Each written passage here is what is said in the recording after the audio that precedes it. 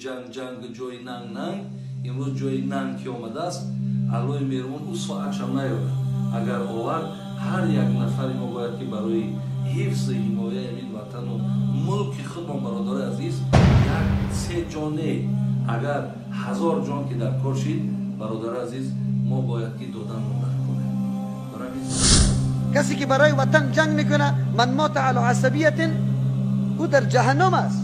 برای وطن نیست، برای اسلام است. وطن چه حیثیت داره؟ اسلام حیثیت داره و این رو حدیث هم میگه، نیست حدیث.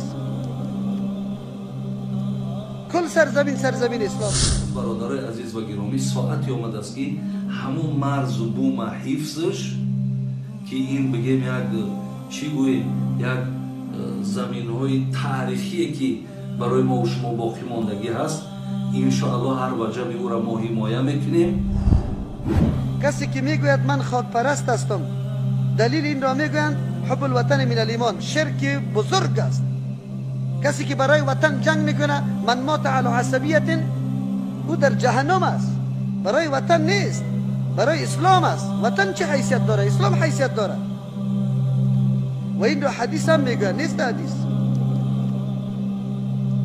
کل سرزمین اسلام است. دعا میکنم که اونهایی که گذشتن در همین حالت گذشتن خدای مهربان اینها را رحمت و مغفرت کنه که به درجه بلند بردن. این طرف ماه رمضان که درهای همه عذاب الله بسته، ما در یک دولت زندگی داریم که انشاءالله رسیدگی در همه مشکلات شما را میکنن.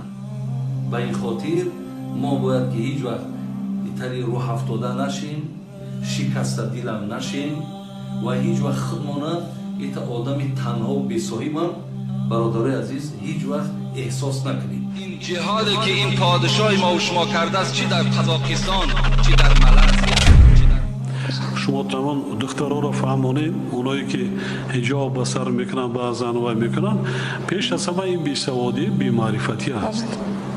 سوادی کافی ندارن اونا و هم گمراه گشتگان